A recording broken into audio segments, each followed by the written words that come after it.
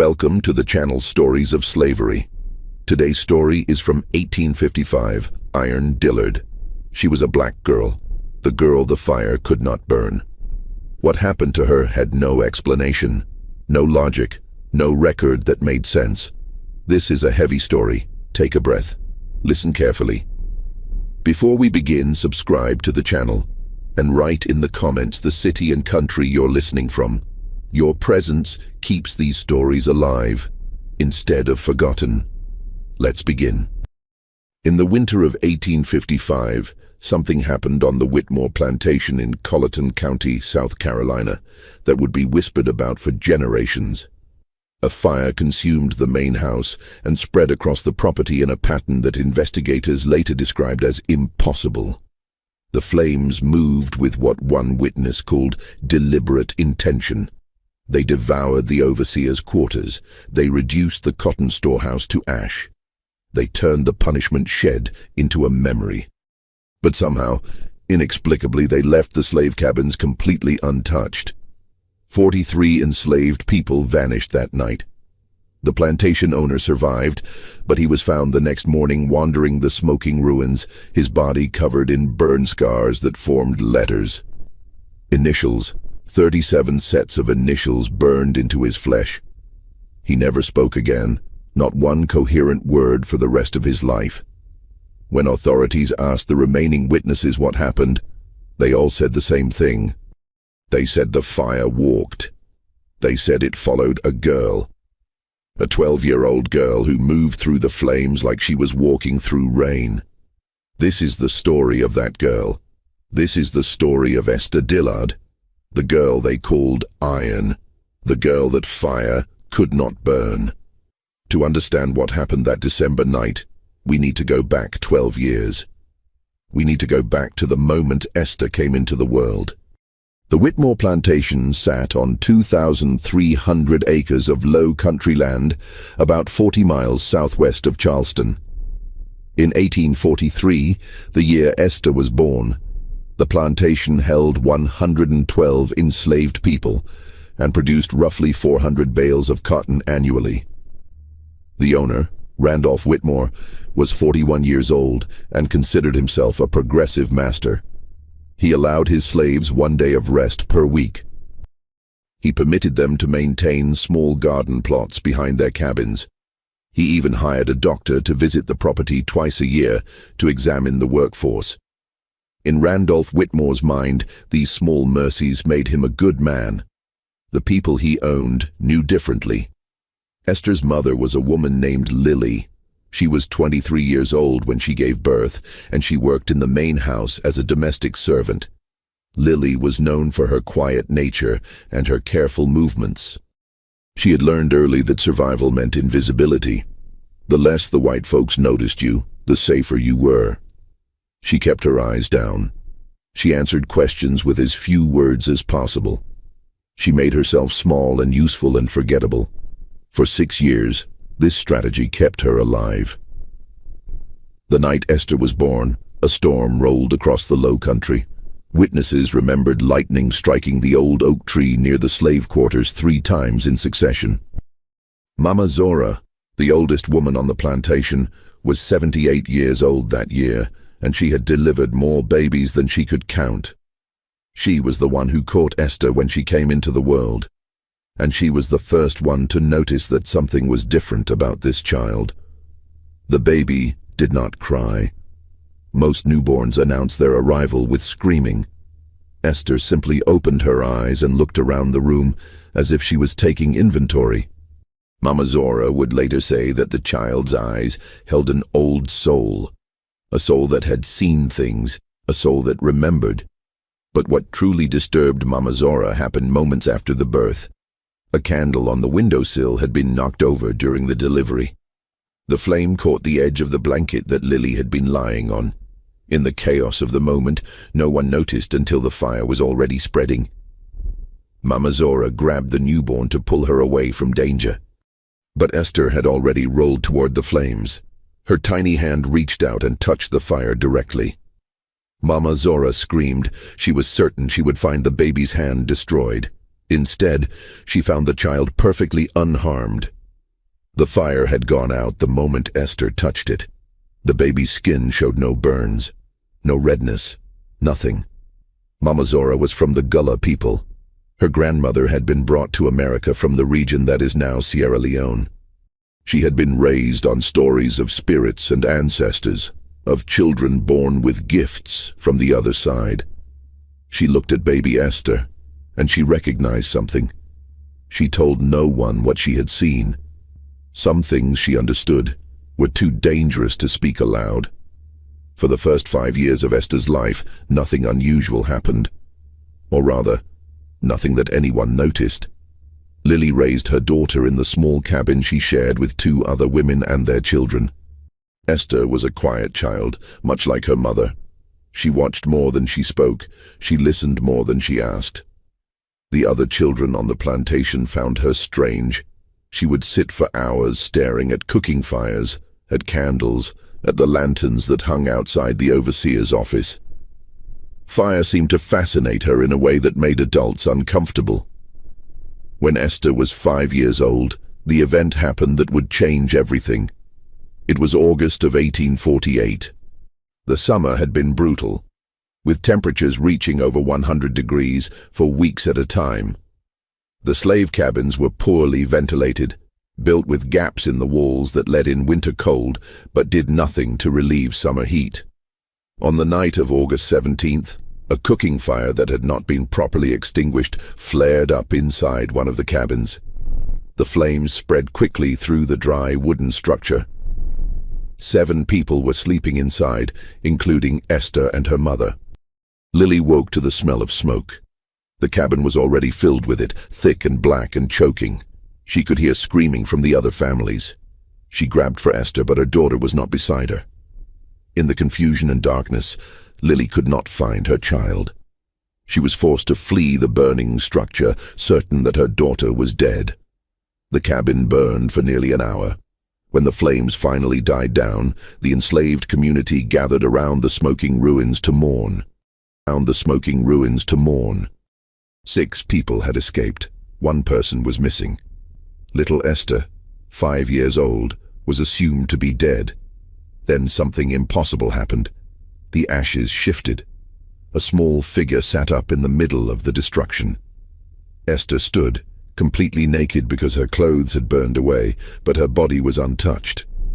She was covered in soot, but showed no burns, no blisters, no injuries of any kind. She walked out of the ashes toward her mother, who collapsed to her knees in shock.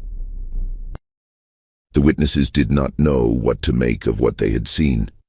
Some believed it was a miracle from God. Others believed it was the work of the devil. Mama Zora said nothing, but she watched the child with new intensity.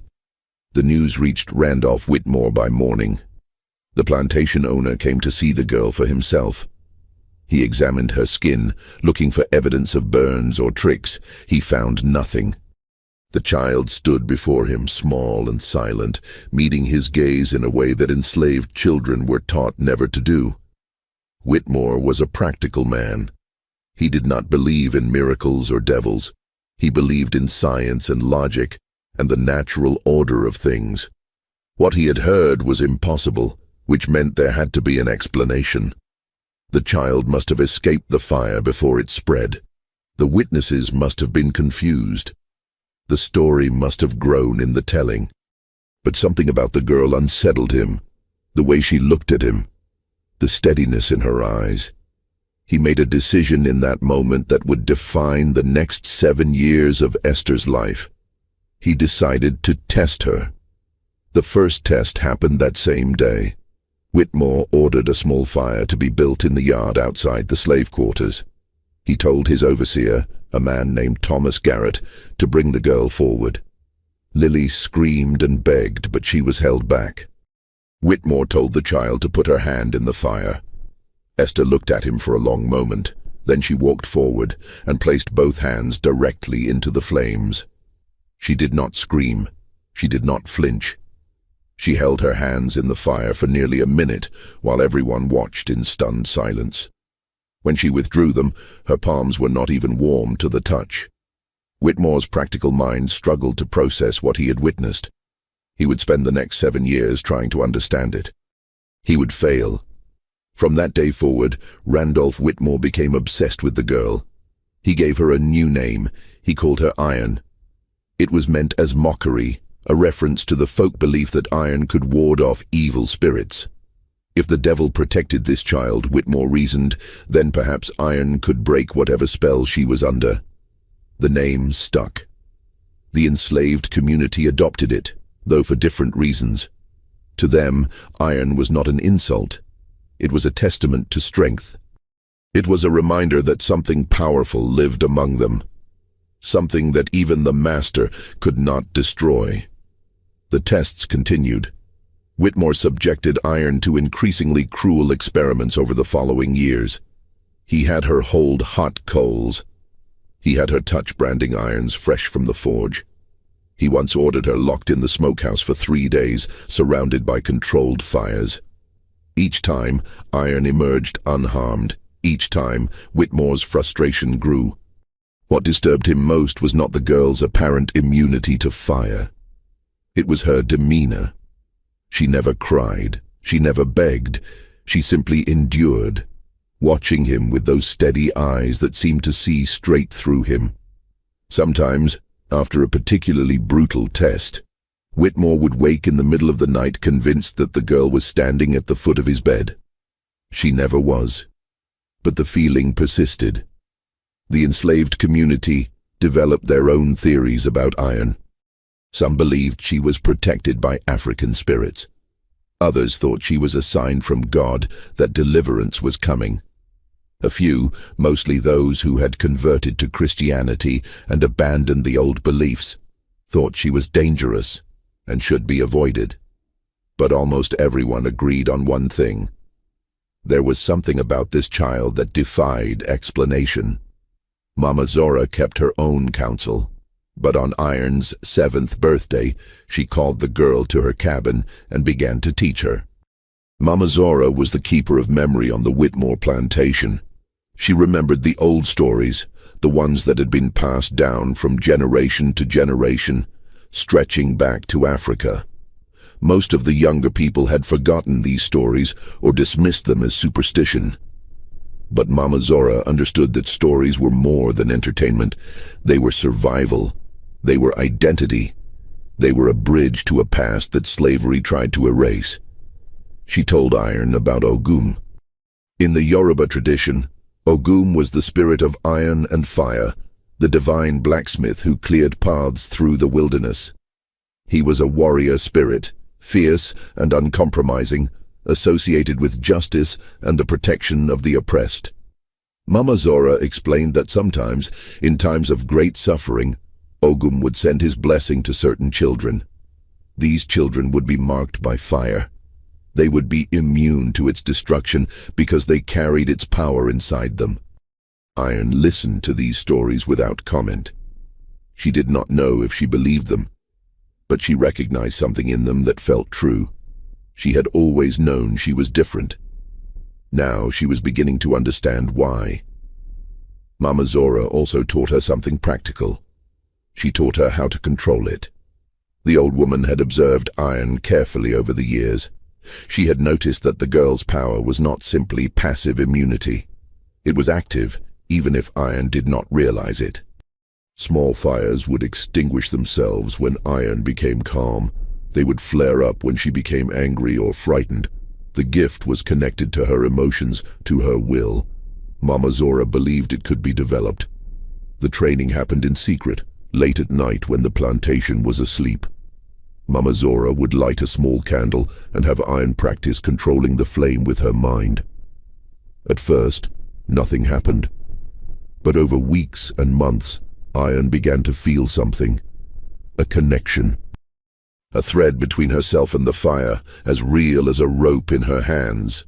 She learned to make the flame grow larger. She learned to make it shrink. She learned to move it, to shape it, to bend it to her will. She told no one what she was learning, not even her mother. Some things, Mama Zora warned, were too dangerous to share. If the master ever discovered that Iron could not only survive fire but command it, There was no telling what he might do. The years passed. Iron grew from a child into a young girl, and the plantation continued its brutal rhythm. Cotton was planted in the spring, cultivated through the summer, harvested in the fall. The enslaved people worked from sunrise to sunset, their lives measured in pounds of cotton picked and bales produced. The system was designed to extract maximum labor while spending minimum resources on the people who provided that labor. It was efficient. It was profitable. It was evil. Iron worked in the field starting at age 8. By 10, she was expected to pick 50 pounds of cotton per day. By 12, that quota had risen to 100 pounds. The work was backbreaking, the conditions dangerous. Cotton plants had sharp edges that cut hands and arms. The South Carolina sun was merciless. Dehydration, heat stroke, and exhaustion claimed lives every summer. But through it all, Iron endured. She developed a reputation as a steady worker, not the fastest, but never failing to meet her quota. She kept to herself, speaking little, watching everything. The other enslaved people respected her but also feared her slightly. They had not forgotten what she was, what she could do. Thomas Garrett, the overseer, particularly disliked Iron. He was a violent man who took pleasure in punishment, and Iron's immunity to certain forms of discipline infuriated him. He could not burn her. When he tried to whip her, the wounds would heal overnight, leaving no scars. It was as if her body rejected any permanent marking. Garrett interpreted this as defiance. He looked for other ways to hurt her. When Iron was 11, Garrett discovered her weakness. He could not harm Iron directly, but he could harm the people she loved. One evening, Garrett caught Iron speaking with a boy named Samuel.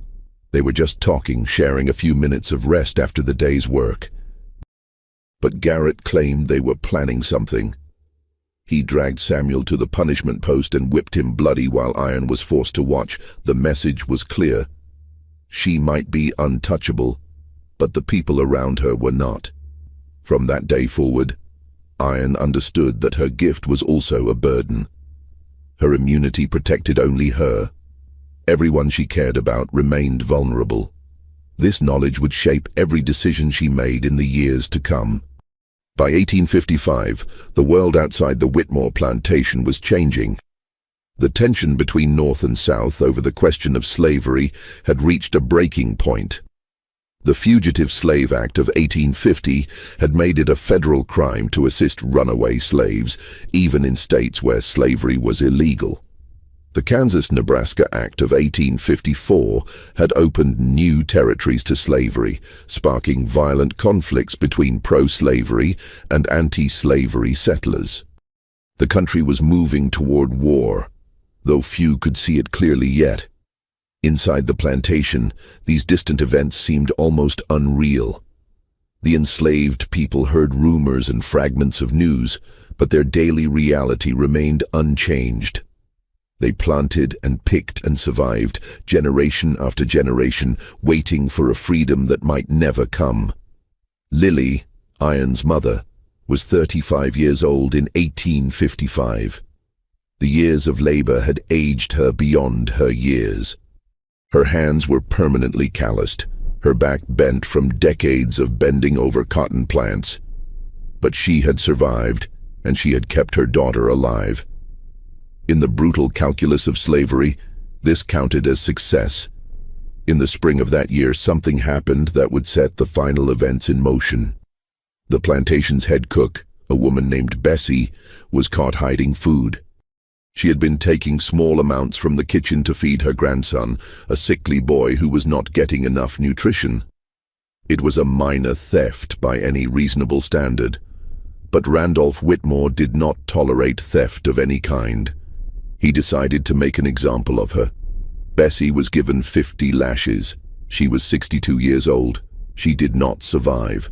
The enslaved community mourned in silence. They had no power to protest, no recourse to justice. But the anger and grief rippled through the quarters, adding to years of accumulated pain. Iron felt it intensely.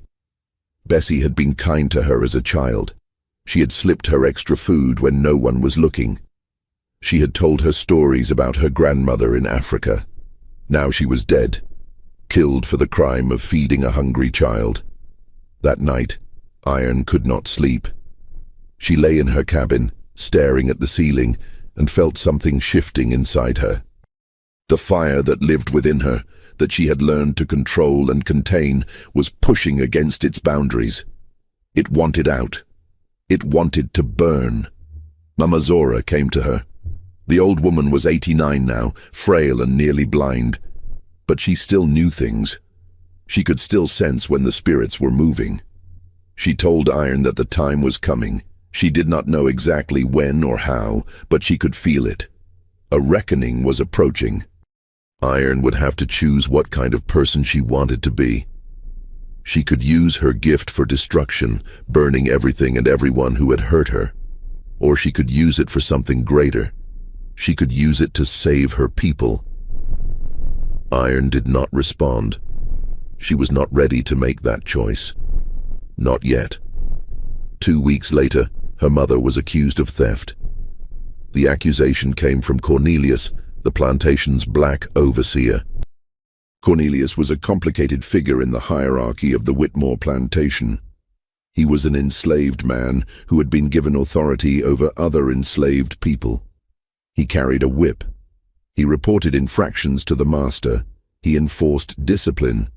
In exchange, he received better food, better housing, and a measure of protection from the worst abuses. Many of the other enslaved people despised him. They saw him as a traitor, a man who had sold his soul for scraps from the master's table. Cornelius claimed he had seen Lily stealing flour from the kitchen storehouse. The evidence was flimsy. No flour was found in Lily's possession. But Randolph Whitmore trusted his black overseer. It was convenient to have a black man enforce discipline on black bodies. It created division among the enslaved population. It made them distrust each other. It was a strategy as old as slavery itself. Whitmore decided that Lily would be sold. Not whipped, not punished on the plantation, but sold to a trader who would take her to the Mississippi cotton fields. This was in many ways a fate worse than death. The Mississippi plantations were notorious for their brutality. Life expectancy for enslaved people there was measured in single-digit years, and Lily would be separated from her daughter forever. The sale was scheduled for June 10th, 1855. Iron learned of the decision the night before. She found her mother in their cabin, packing the few possessions she was allowed to take. Lily was not crying. She had moved beyond tears into a kind of numb acceptance. This was the reality of their lives. Families were separated. Mothers were torn from children. Love was a liability because it gave the masters one more weapon to use against you. Iron did not accept it. For the first time in her life, she felt the full power of her gift rising within her. It was not a gentle warmth but a roaring furnace, demanding release. She could burn the entire plantation to the ground. She could kill Whitmore and Garrett and everyone who had made their lives a living hell. She could have her revenge. But Mama Zora's words echoed in her mind. Destruction was easy, building something better was hard. If she simply burned everything, what would happen to the 100 other enslaved people on this plantation? What would happen to the children? What would happen to the old and the sick who could not run? Her revenge would consume them along with her enemies. She made a decision. She would not simply destroy. She would liberate. That night, Iron began to plan. She went first to Solomon, the plantation blacksmith. Solomon was 53 years old and had lived on the Whitmore plantation for 30 years. He was skilled at his trade, valuable enough that Whitmore had never considered selling him. But Solomon carried deep wounds. 15 years earlier, his wife and 2 sons had been sold to pay off Whitmore's gambling debts. He had never recovered from that loss. He did his work mechanically, spoke to no one, and waited for death. Iron found him in the forge, working late on a set of horseshoes. She told him what she was planning. She told him about her gift. She showed him creating a flame in her palm and letting it dance between her fingers. Solomon watched without expression. When she finished, he was silent for a long time. Then he asked her one question. Could she really get people out? Not just herself, but everyone who wanted to go. Iron told him the truth. She did not know. But she was going to try. Solomon nodded slowly. For the first time in 15 years, something flickered in his eyes. Something that looked almost like hope. He would help her. He would forge what they needed. Keys, tools, weapons if necessary. But he warned her about something. He warned her about Cornelius. The black overseer was dangerous, Solomon said. Not because he was strong or smart, but because he was desperate. He had built his entire identity around his position. If the slaves escaped, if the plantation fell, Cornelius would lose everything. He would fight to preserve the system that gave him power, even though that system enslaved him too. Iron thanked Solomon for the warning. But she had already known about Cornelius. She had known for years. What she did not know yet was the truth about his connection to her. The planning took time. Iron could not simply announce her intentions. She had to identify who would be willing to run and who might betray them. She had to map escape routes, she had to coordinate timing, and she had to keep her mother from being sold while she put everything in place. The last part proved impossible. On June 10th, as scheduled, a slave trader arrived at the Whitmore plantation. His name was Marcus Webb, and he operated throughout the Deep South, buying and selling human beings like livestock. He had come for Lily and 3 other enslaved people who Whitmore had decided to sell. Iron watched from the fields as her mother was led to the wagon. Lily looked back once, found her daughter in the crowd, and held her gaze. No words were spoken. None were needed. In that look was everything. Love, grief, a desperate prayer that her daughter would survive. Then, Lily was loaded into the wagon, and the wagon pulled away, and Iron's mother disappeared down the road toward Mississippi. Iron stood frozen. The fire inside her surged and screamed. She could feel it trying to escape, trying to reach out and stop the wagon, trying to burn everything in its path. It took every ounce of control she had to hold it back. She could not act now. Not in daylight, surrounded by overseers with guns. She would die, and she would save no one. That night something changed in Iron. The girl who had endured 7 years of tests, who had watched and waited and learned to control herself, was gone. In her place was something harder, something colder, something that had made a decision. She would not just escape. She would not just liberate her people. She would make Randolph Whitmore pay for every life he had destroyed. She would make him understand exactly what he had done, and she would do it in a way he would never forget. The next morning, Iron went to Mama Zora one final time. The old woman was dying. She had held on for years, sustained by sheer will and the knowledge that she had one more task to complete. Now, with Iron standing before her, she could feel that task coming to its end. She told Iron the last piece of the story, the part she had held back for 12 years. On the night Iron was born, during that terrible storm, Mama Zora had seen something. When the lightning struck the oak tree 3 times, she had seen a figure standing beneath it. A figure made of flame, shaped like a man but burning with impossible intensity. The figure had looked toward the cabin where Lily was giving birth. Then it had nodded once, as if confirming something. And then it had disappeared. Mama Zora believed she had seen Ogum himself. The spirit of iron and fire, the warrior who clears paths, had come to witness the birth of one of his children. He had marked Iron for a purpose. Not just survival, not just personal power, but liberation. Iron listened to the old woman's words. She did not know if she believed in Ogum. She did not know if she believed in anything beyond the reality of her own experience. But she knew one thing with absolute certainty. She was going to free her people. She was going to burn down the system that enslaved them. And she was going to find her mother, no matter how long it took. Mama Zora smiled. She reached out and touched Iron's face with her withered hand. She told Iron that she had been waiting her whole life for this moment. She had been brought to this plantation 60 years ago, stolen from her family in Africa, and she had survived everything they threw at her. She had survived because she knew, deep in her bones, that someone was coming. Someone who would set things right, now that someone was here. Mama Zora could finally rest. She died that night, peacefully, with a smile on her face. The enslaved community buried her beneath the oak tree, where Ogum had appeared. Iron stood at the grave as the sun rose, and she made a silent promise. She would honor Mama Zora's faith. She would honor her ancestors.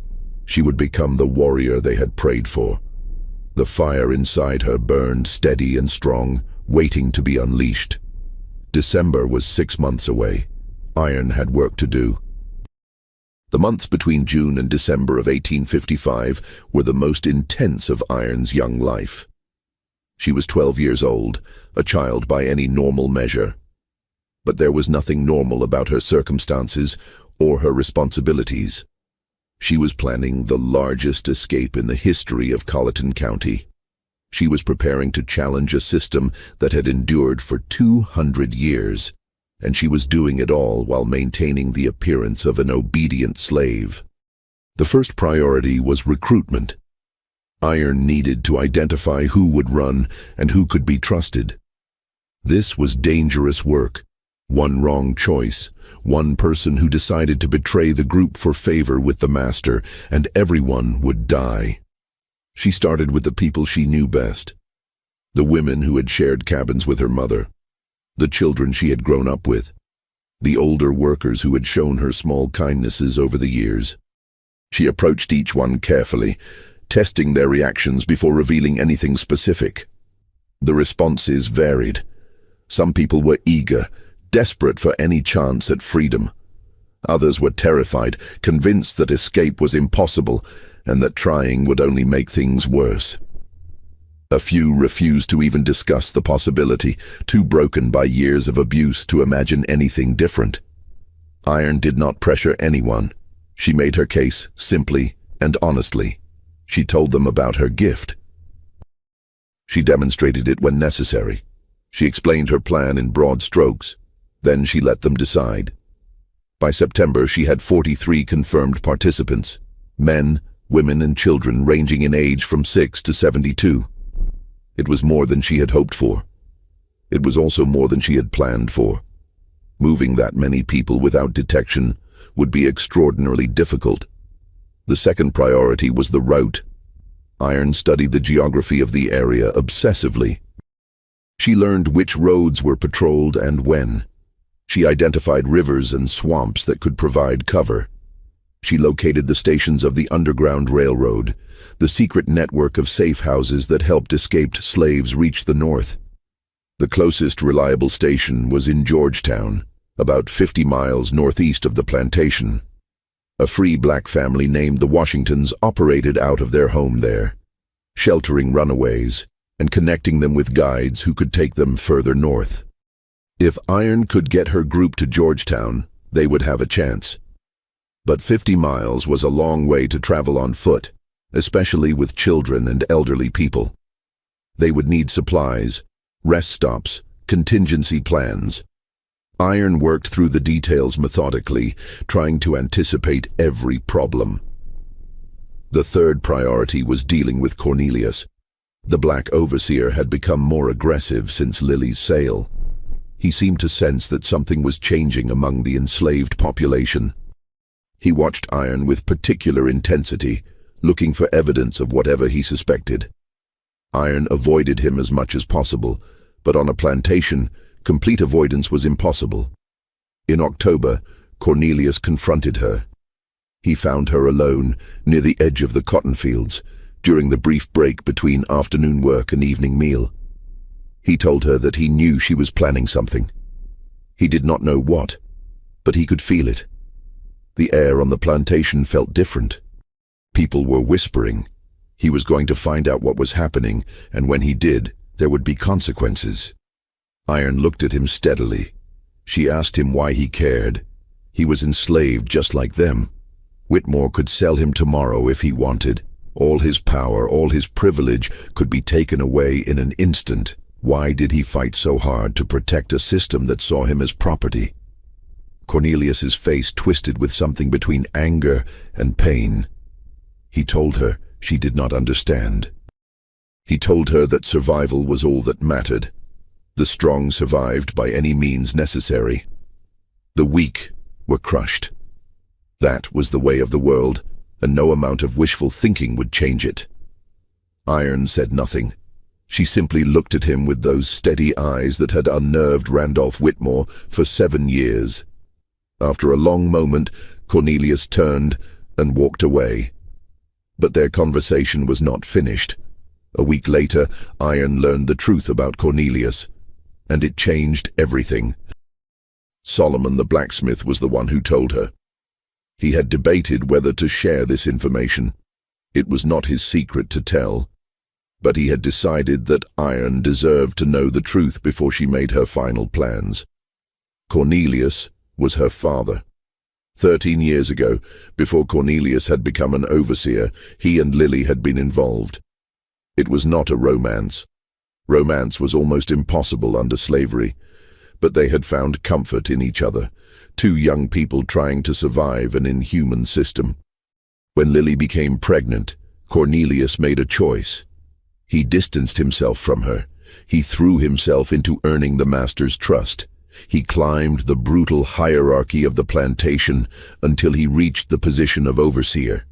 He did it, Solomon said, because he was terrified. He thought that by gaining power he could protect himself.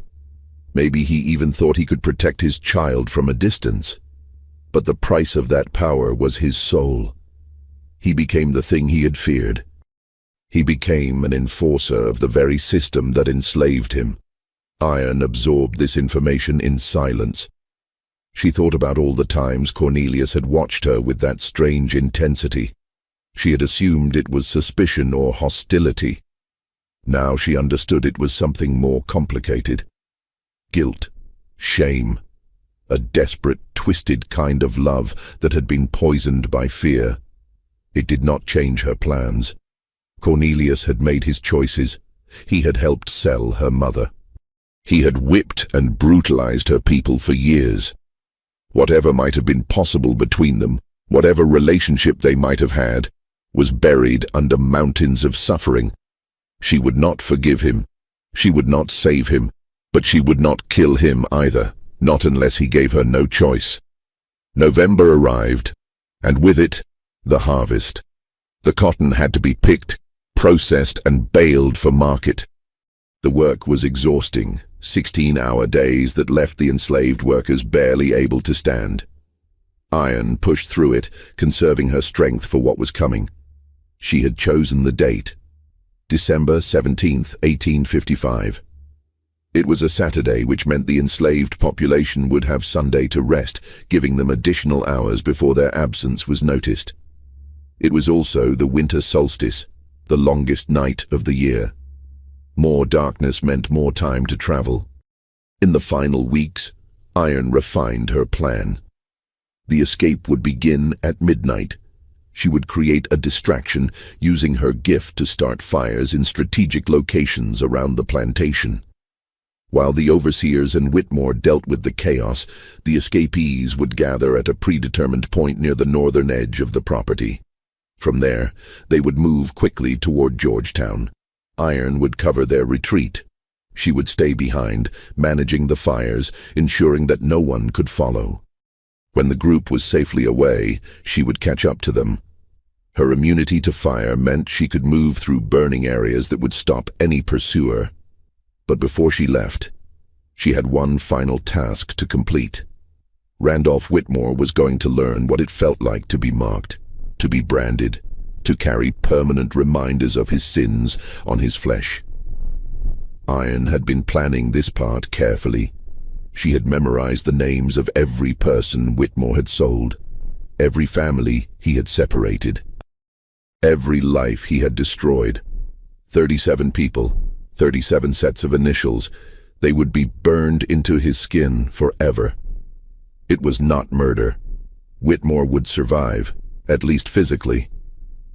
But he would never forget what he had done, and everyone who saw him would know that he had been judged.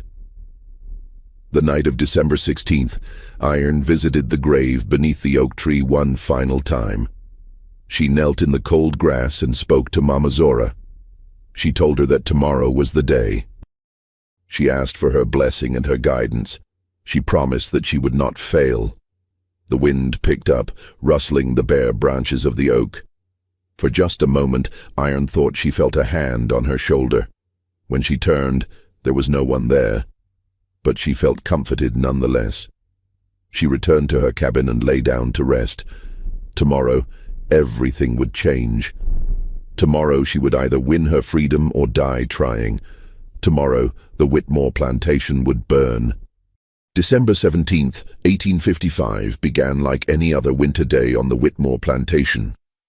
The temperature hovered just above freezing when the morning bell rang at 5:30.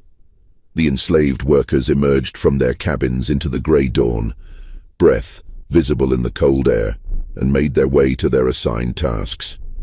Winter meant reduced fieldwork, but increased labor in other areas. There was equipment to repair, buildings to maintain, livestock to tend. The plantation never truly rested.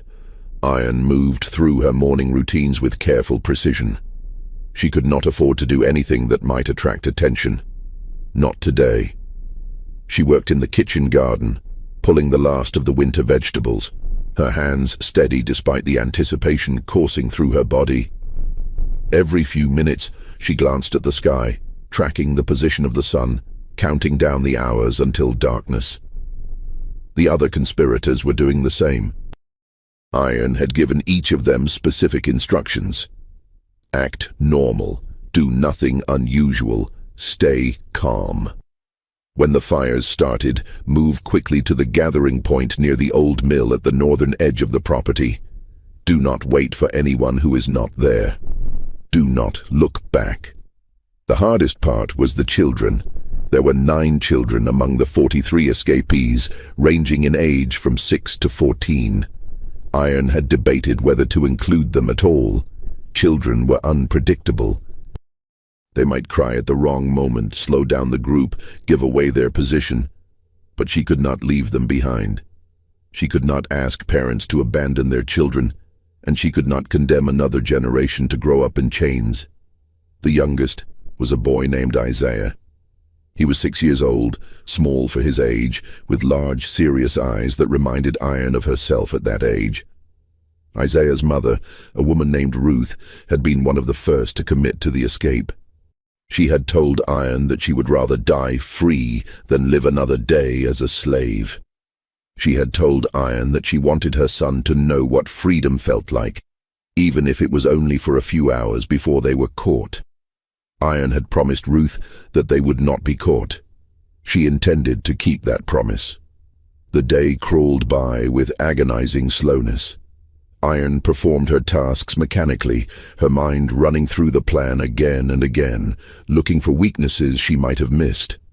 She had prepared for many contingencies, weather, injuries, unexpected patrols. But she knew that something would go wrong. Something always went wrong. The question was whether she could adapt quickly enough to survive it. At 4 in the afternoon, the winter sun began to set. By 5:30, full darkness had fallen. The enslaved workers returned to their cabins for the evening meal, a meager portion of cornmeal and salt pork that was never enough to satisfy hunger, but was all they would receive until morning. Iron ate slowly, forcing herself to consume every bite. She would need her strength tonight. When she finished, she sat in the corner of her cabin and waited. The other occupants, 2 older women who were not part of the escape, settled onto their pallets and fell asleep. Iron remained motionless, listening to the sounds of the plantation settling into night. At 11:30, she rose silently and slipped out of the cabin. The night was cold and clear, with a half-moon providing just enough light to navigate by. Iron moved through the slave quarters like a shadow, pausing at predetermined cabins to signal those who were waiting.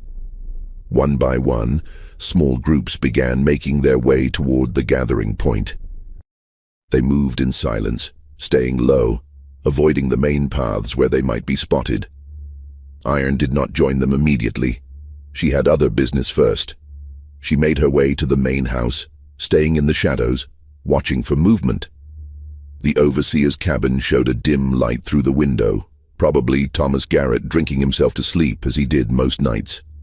The main house was dark, except for a single lamp in Randolph Whitmore's study. The plantation owner often worked late, reviewing accounts and correspondence.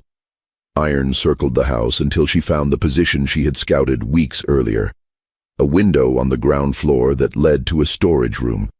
The window had a broken latch that no one had bothered to repair. She eased it open and climbed inside. The storage room was filled with household supplies, linens and cleaning materials, and spare furniture. Iron moved through it carefully, making no sound, until she reached the door that led to the main hallway. She pressed her ear against the wood and listened. Silence. She opened the door and stepped into the hallway. The house was quiet. The servants all retired to their own quarters for the night. Iron knew the layout well. She had worked in this house during the years when Whitmore was conducting his tests. She knew which floorboards creaked, which doors stuck, which rooms were occupied at what hours. She made her way to the study. The door was slightly ajar, lamplight spilling through the gap. Iron could hear the scratch of a pen on paper. She pushed the door open and stepped inside. Randolph Whitmore looked up from his desk. For a moment he did not seem to recognize her. Then understanding dawned in his eyes, followed immediately by something else. Something that looked almost like fear. Iron closed the door behind her. Whitmore rose from his chair, his hand moving toward the desk drawer where Iron knew he kept a pistol. Before he could reach it, Iron raised her hand. A ball of flame appeared in her palm, bright enough to illuminate the entire room. Whitmore froze. Iron told him to sit down. She told him that if he called for help, she would burn this house to the ground with him inside it. She told him that she had come to deliver a message. A final message. Whitmore sat. His face had gone pale, sweat beading on his forehead despite the cold. He asked her what she wanted. His voice cracked on the last word. Iron told him that she wanted him to understand what he had done. She wanted him to carry the memory of it forever. She wanted him to look in the mirror every day for the rest of his life and see the evidence of his sins staring back at him. She pulled a branding iron from beneath her clothing. Solomon had forged it for her. It was small, designed to make letters rather than the large symbols typically used on livestock, on enslaved people. Whitmore's eyes widened. He started to rise again, but Iron increased the intensity of the flame in her hand. The heat pushed him back into his chair. She told him the names, all 37 of them. She started with James and Mary Washington, sold in 1841 to pay off a business debt. She continued with Solomon's wife and 2 sons, sold in 1840 to cover gambling losses. She named the children who had been torn from their mothers, the husbands separated from wives, the elderly people sold when they became too old to work efficiently. She named them all, one by one, while Randolph Whitmore listened in horrified silence. When she finished, she told him that these names would now be written on his body. He would carry them until the day he died. And when people asked what the marks meant, he would have to explain. He would have to confess. Whitmore began to beg. He offered her money, freedom papers, anything she wanted. He swore he would change, that he would free all his slaves, that he would become a different man. The words poured out of him in a desperate flood. Iron listened without expression. When he finally fell silent, she asked him one question. She asked him if he had shown mercy when her mother begged not to be sold, when families pleaded not to be separated, when children cried out for parents they would never see again. Whitmore had no answer. Iron heated the branding iron with a touch of her hand. The metal glowed red, then orange, then white. She approached the plantation owner slowly, giving him time to understand what was coming. The first letter was L for Lily. Iron pressed the brand to Whitmore's chest while he screamed. The process took nearly an hour. 37 sets of initials burned into the skin of the man who had destroyed 37 lives. Whitmore lost consciousness several times, but Iron waited each time for him to revive before continuing. She wanted him to feel it. She wanted him to remember. When she finished, Whitmore was barely conscious, his body covered in burns that would scar permanently. Iron looked at him without pity. She told him that he would live. She told him that living with what he had done would be his punishment. Death would have been too easy. Then she turned and walked out of the study, leaving Randolph Whitmore whimpering in his chair. Outside, the night air felt clean and sharp after the smell of burned flesh. Iron took a deep breath and focused on the next phase of the plan. She had spent too long in the house. She needed to create the distraction now, before someone discovered Whitmore and raised the alarm. She started with the overseer's cabin. Thomas Garrett was asleep when the fire began. The flames spread quickly through the dry wooden structure, engulfing it within minutes. Garrett barely made it out alive, stumbling into the yard in his nightclothes, screaming for help. His screams woke the other white employees of the plantation. They emerged from their quarters to find multiple fires breaking out across the property. The cotton storehouse was burning. The equipment shed was burning. The punishment post, where so many enslaved people had suffered, was already reduced to ashes. The fires moved with unnatural precision. They consumed the buildings associated with the operation of the plantation while avoiding the slave cabins entirely. To the panicked witnesses, it looked like the hand of God reaching down to deliver judgment on the wicked while sparing the innocent. Iron stood at the center of the chaos, invisible in the smoke and confusion, directing the flames with her mind. She felt the fire as an extension of her own body, each blaze responding to her will, like a limb responding to thought. It was exhilarating and terrifying in equal measure. She had never used her gift at this scale before. She could feel the power wanting to grow, to consume everything in its path. It took constant concentration to maintain control. While the white employees fought uselessly against the spreading fires, the 43 escapees gathered at the old mill. Iron had designated Solomon to lead them in her absence. The blacksmith counted heads, confirmed that everyone was present, and led the group into the darkness toward the north. Iron remained behind, managing the distraction, ensuring that no one tried to follow. She watched the main house, waiting for someone to discover Whitmore and sound a different kind of alarm. It happened sooner than she expected. A house servant named Clara had heard the commotion and gone to check on the master. Her screams when she found him cut through the noise of the fires. Within minutes, the focus shifted from fighting the flames to attending to Whitmore. In the chaos, no one noticed that more than 40 enslaved people were missing. Iron allowed herself a small moment of satisfaction. The plan was working. Then she turned and ran north, following the trail the escapees had taken. She caught up with them after about 2 miles. Solomon had kept them moving at a steady pace, not too fast for the children and elderly, but quick enough to put distance between them and the plantation. Iron fell in at the rear of the group, watching for pursuit. For the first hour there was none. The fires had done their job, creating confusion and consuming the attention of everyone who might have organized a search party. But Iron knew it would not last. By morning, Whitmore's injuries would be discovered. The missing slaves would be noticed. Patrols would be sent out. The hunt would begin. They needed to reach Georgetown before that happened. The route Iron had planned took them through a series of swamps and forests, avoiding roads and settlements. It was difficult terrain, especially in darkness, but it provided cover. The swamps in particular would make it hard for dogs to track their scent. Iron had studied the techniques of the Underground Railroad carefully, learning everything she could about how successful escapes were conducted. The group moved in near silence. Even the children seemed to understand the gravity of the situation. They clung to their parents, muffling any sounds of fear or discomfort.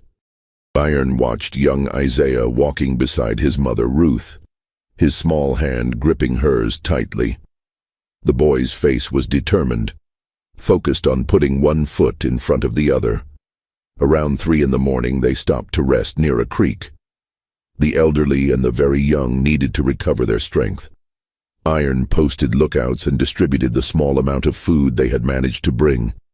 It was not much, dried corn and a few strips of preserved meat, but it was enough to provide energy for the next stage of the journey. During the rest stop, Iron noticed something troubling. One of the escapees, a man named Thomas, was missing. She asked Solomon when Thomas had last been seen. Solomon did not know. In the darkness and confusion of the escape, it was impossible to keep track of every individual. Thomas might have fallen behind miles ago. He might have gotten lost. Or he might have decided to return to the plantation. Iron considered the implications. If Thomas had returned, either by choice or because he was captured, the search parties would know which direction the group had gone. They would know how many people were involved. The element of surprise would be lost. She made a quick decision. The group would change direction, heading east toward the coast before turning north again. It would add miles to their journey, but it might throw off pursuit. They resumed walking at 4 in the morning, just as the first grey light began to appear on the horizon. Iron pushed them hard, knowing that every minute of daylight increased their danger. By noon, they had covered another 10 miles, but the pace was taking its toll. Several of the older escapees were struggling. 2 of the children had to be carried. They found shelter in an abandoned barn near the edge of a cotton plantation. Iron scouted the area, confirming that the barn was not in use and that they were unlikely to be discovered. The group collapsed onto the hay-covered floor, exhausted beyond words. Iron did not rest.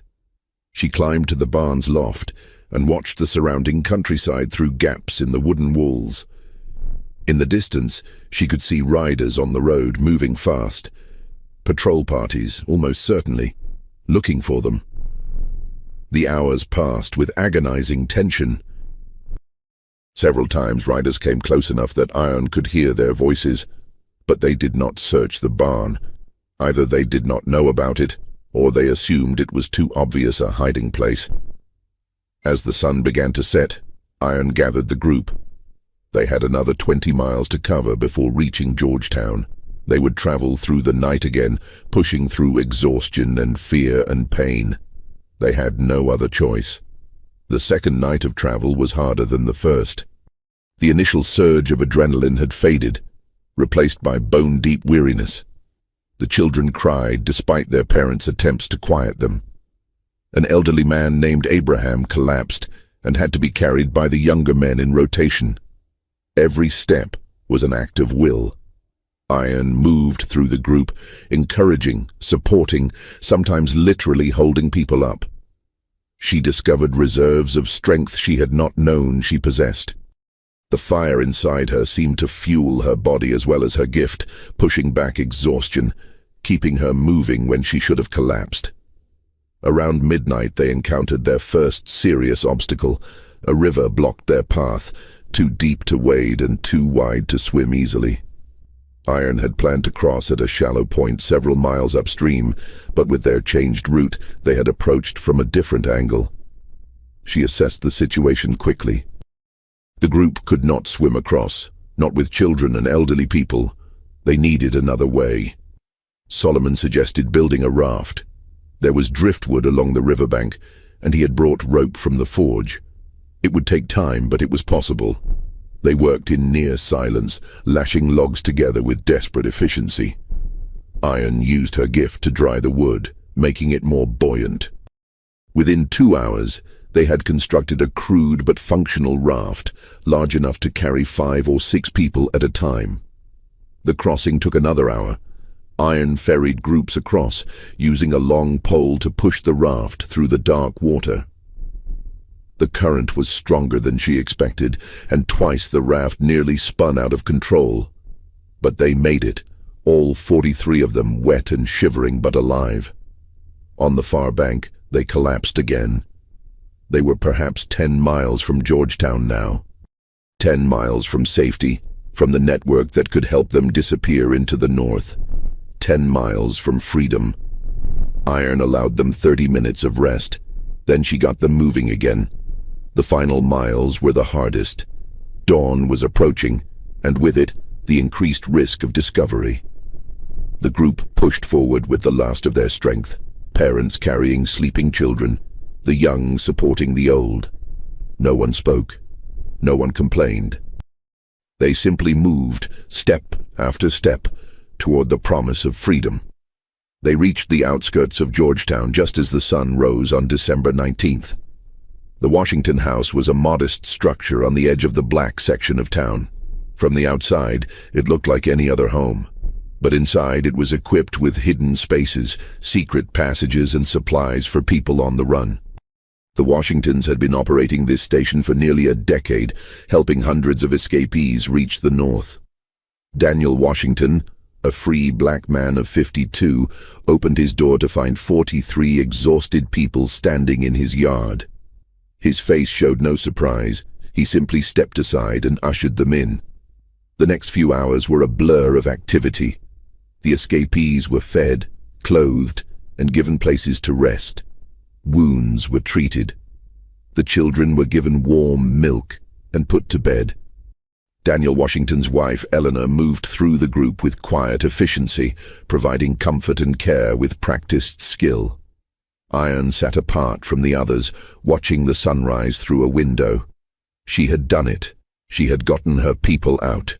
43 souls, free for the first time in their lives. The magnitude of the achievement was only beginning to sink in.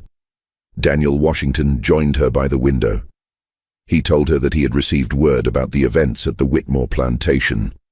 The story was already spreading through the black communities of South Carolina.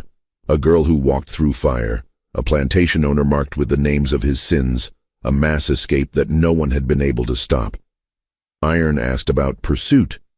Daniel told her that search parties were combing the area between the plantation and the main roads, but they were looking in the wrong direction. The route Iron had taken, through swamps and wilderness, had not occurred to them. By the time they expanded their search, the escapees would be long gone. He told her about the next steps. The group would be split into smaller units and moved north along different routes. Some would go by boat, smuggled onto ships heading to Philadelphia or New York. Others would travel overland, passing through a series of safe houses until they reached free territory. The process would take weeks, but it was well established and relatively safe. Iron nodded, absorbing the information. Then she told Daniel something that surprised him. She told him that she was not going north. Not yet. Her mother was in Mississippi. Lily had been sold to a plantation somewhere in the Delta country, hundreds of miles away. Iron did not know exactly where, but she intended to find out. She intended to bring her mother home. Daniel Washington was silent for a long moment. Then he told Iron that what she was proposing was almost impossible. Mississippi was the heart of slave country, the most dangerous place in America for a runaway. The plantations there were brutal beyond description. Even if she found her mother, getting her out would be extraordinarily difficult. Iron told him she understood. She told him she was going anyway. Daniel looked at her with something that might have been admiration, or might have been pity. He told her that if she survived, if she ever needed help, the Washington house would always be open to her. He told her that she was the bravest person he had ever met. Iron thanked him. Then she went to say goodbye to her people. The farewells were emotional but brief. Iron moved through the group, embracing each person, accepting their thanks and their tears. She saved young Isaiah for last. The boy looked up at her with those serious eyes and asked if she would come back. Iron knelt down to his level. She told him that she would. She told him that one day when he was grown and free, she would find him again. She made him promise to remember her until then. Isaiah promised. He threw his arms around her neck and held on tight. When he finally let go, his mother Ruth pulled Iron into her own embrace. Ruth whispered in her ear that Iron had given her son something precious. She had given him hope. Iron left Georgetown that afternoon, heading south and west toward Mississippi. She carried nothing but the clothes on her back and the fire in her blood. She did not know what lay ahead. She only knew that she would not stop until she found her mother. Behind her, the legend was already beginning to spread. The story of Iron Dillard and the Whitmore plantation escape reached every corner of the South within weeks. The details grew and changed with each telling. Some said she was a demon from hell, sent to punish wicked slaveholders. Others said she was an angel of the Lord, delivering judgment on the sinners. Some said she could not be killed by any weapon. Others said she could make men burst into flames with a single look. The truth, as always, was both simpler and more extraordinary. Esther Dillard, called Iron, was a 12-year-old girl who had been born with a gift she did not understand and had used that gift to free her people. She was not a demon or an angel.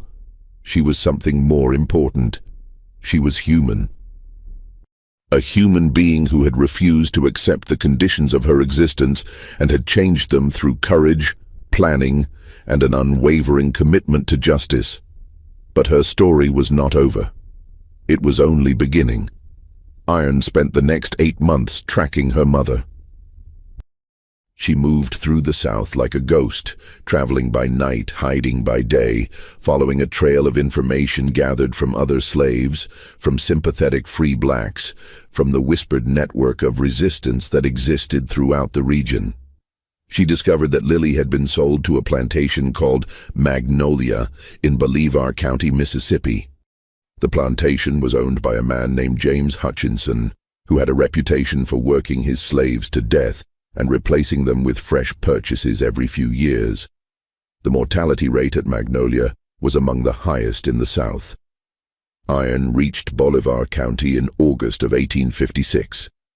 She spent 2 weeks observing the Magnolia plantation, learning its rhythms and routines. What she saw filled her with cold fury.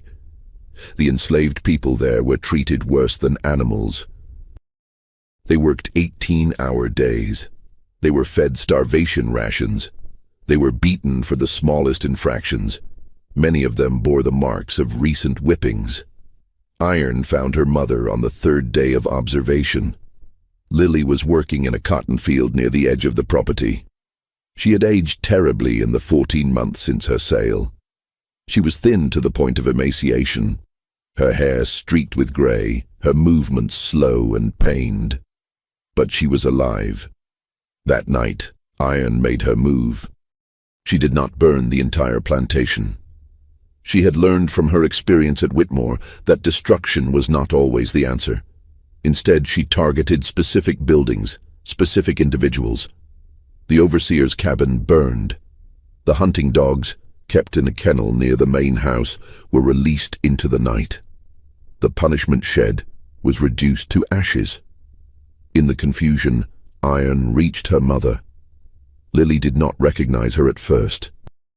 The woman she saw was taller, stronger, harder than the child she remembered. But when Iron spoke, when she said the words that only the two of them would know, Lily's eyes filled with tears. They fled into the night together, mother and daughter reunited after 14 months of separation. Behind them, the Magnolia plantation burned in selected patches, enough to create chaos, but not enough to consume everything. The journey north took 3 months. Iron and Lily moved slowly, carefully, stopping at underground railroad stations along the way. Lily was weak from her ordeal at Magnolia, and she needed time to recover her strength. Iron tended to her with fierce devotion, making up for the years they had been apart. They reached Canada in November of 1856. For the first time in their lives, they stood on free soil.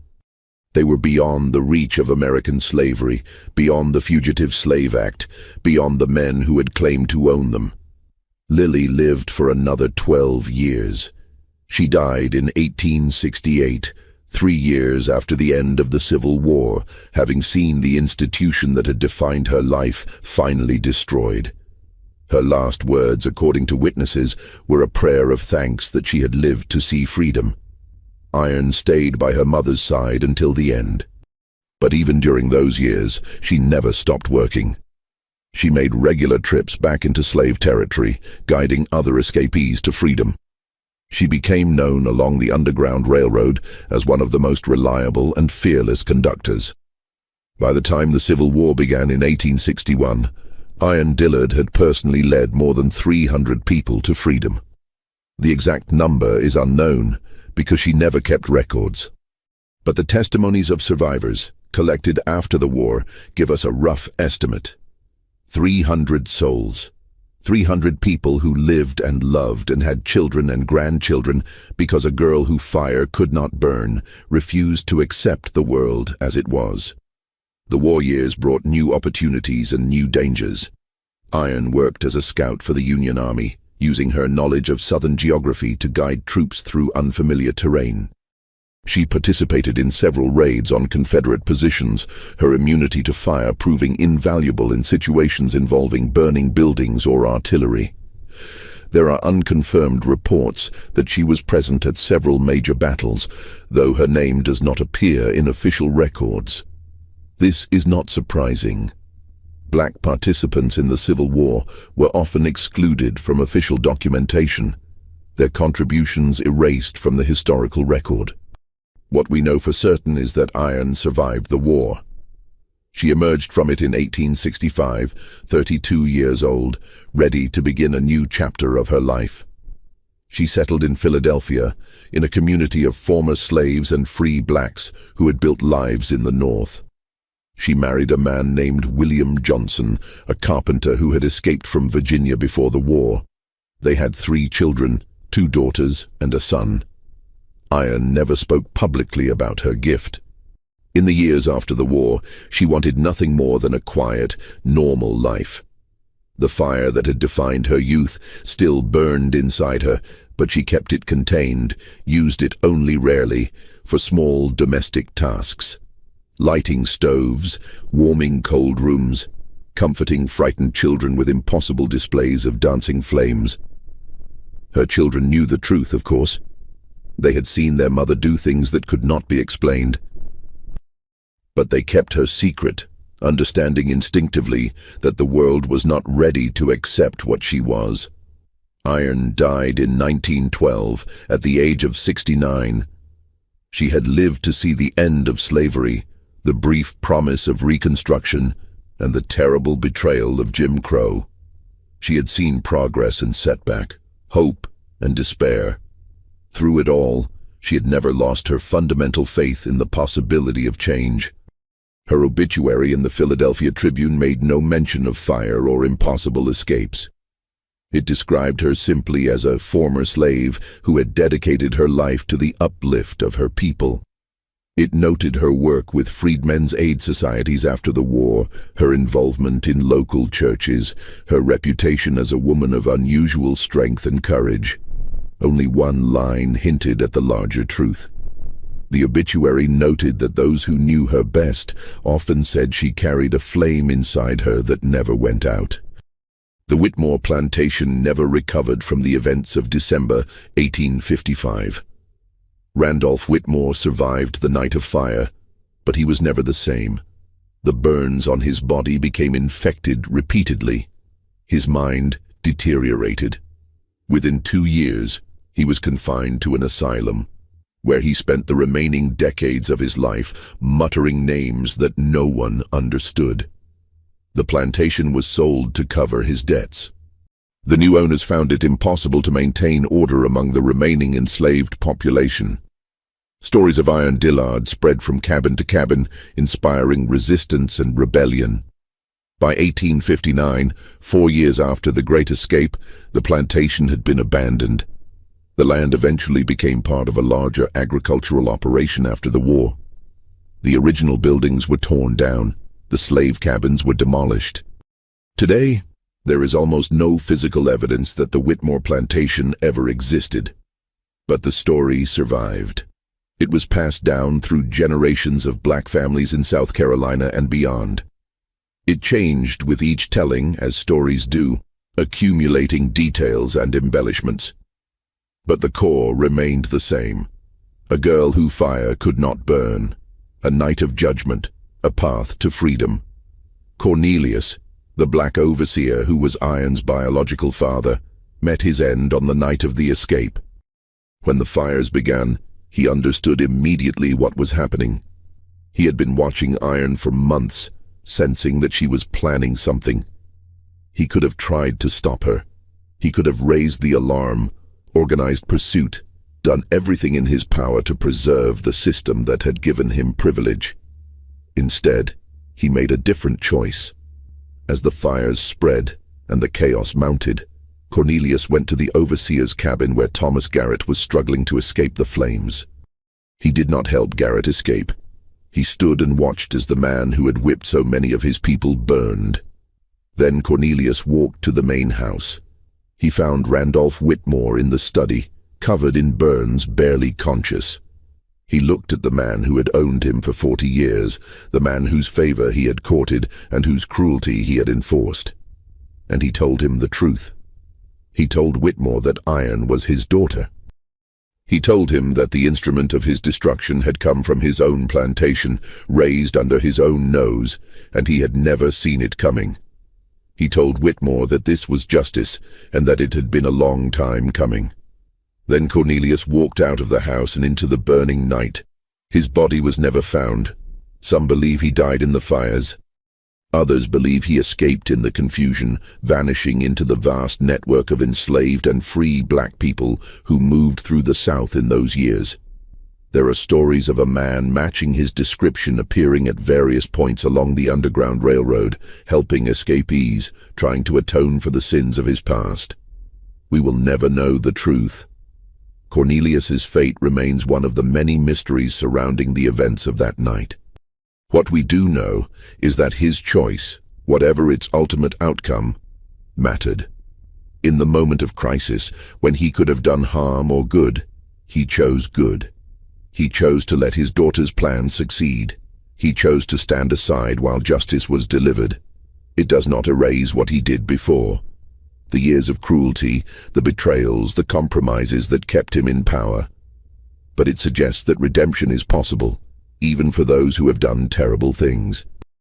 It suggests that the capacity for change lives in every human heart. This is perhaps the most important lesson of Iron Dillard's story. She was not born a hero. She was born into circumstances that should have crushed her. She was tested and tormented and pushed to the breaking point again and again. But she refused to break. She refused to become what her circumstances tried to make her.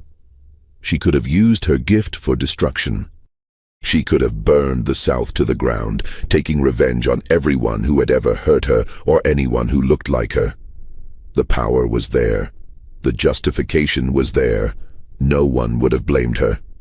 Instead, she chose liberation. She chose to use her power to free others, not just to punish enemies. She chose to build something rather than simply destroy. This choice defined her life. It defined the lives of the 300 people she led to freedom. It defined the generations that came after them, the children and grandchildren who exist today, because Iron Dillard decided that saving was more important than revenge. The fire inside her never went out, but she learned to control it, to direct it, to make it serve purposes greater than her own pain. In the end, that is what made her extraordinary.